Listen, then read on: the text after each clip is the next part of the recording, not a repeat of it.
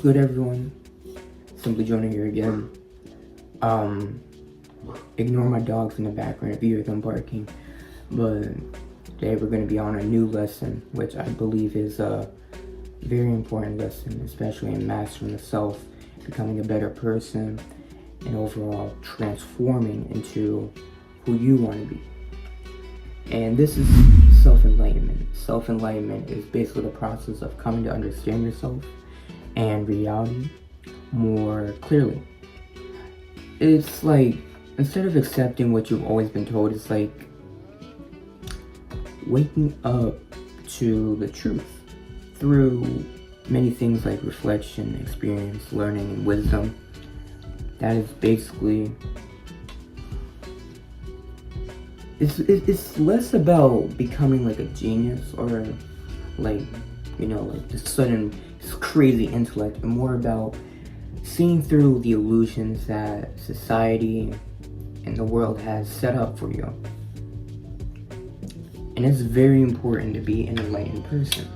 That's how you prevent yourself from becoming a slave. When there's governments in the world that's trying to take control of you, or prevent you from reaching your potential. If in general, if society or anything tries to take away your potential, self-enlightenment is that path to being free. It's kind of like Plato's cave, which I'll get into in a little bit. An example of like self-enlightenment would be a multitude of things, like realizing your emotions aren't your identity.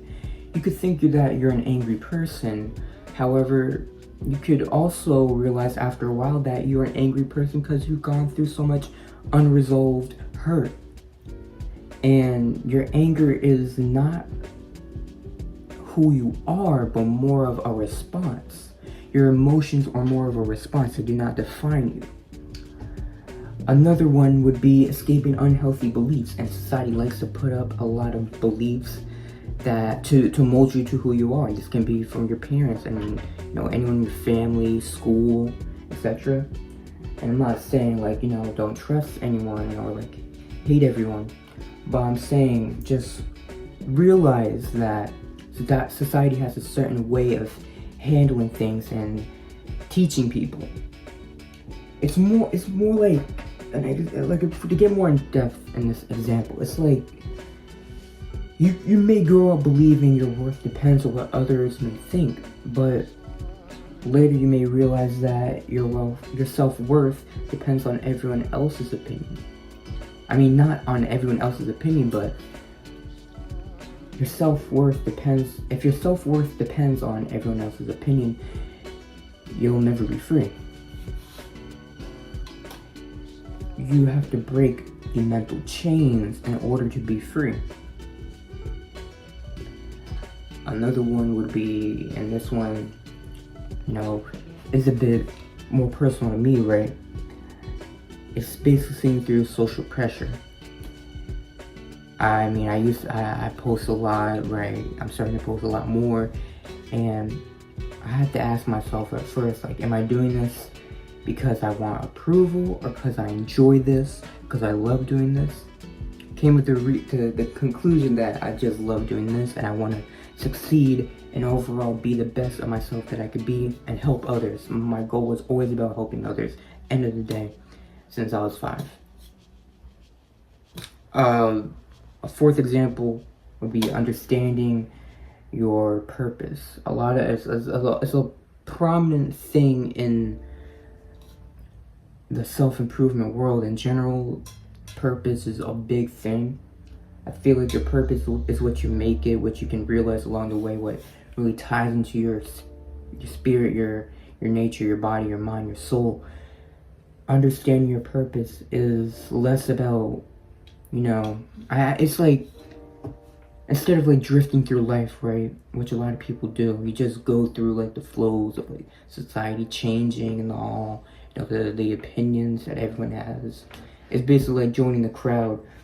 It's more like you realize you want to create or help people, be a creator, a producer. Live according to your values. That is the most important purpose that I could ever state. Living up to your values, that is great purpose.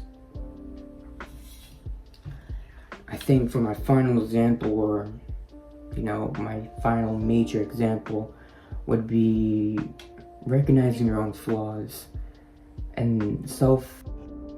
Alright, I ran out of storage. I'm gonna get through this quick just because I don't want my storage to run out again. Sorry that this video has to be cut out soon, but I hate my phone. But self-enlightenment, the fifth and final example I'd say, is recognizing your own flaws. You start to realize, like, maybe you've been blaming a lot of other people, a lot of other things. Is really prominent in our community, and especially as young people, we like to blame it on other things, our issues. Sometimes it's from within us that we have the real issues, that we've done a lot of evil things. It's not always someone else or something else. Again, self-enlightenment ties in with philosophy, Buddhism, Christianity, religion in general. A simple way to think it: you see through foggy glasses your whole life. You think the world is blurry.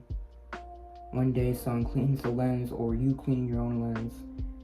The world didn't change though, but your ability to see it had. That is self-enlightenment. I'll see you in the next video. SimplyJona out.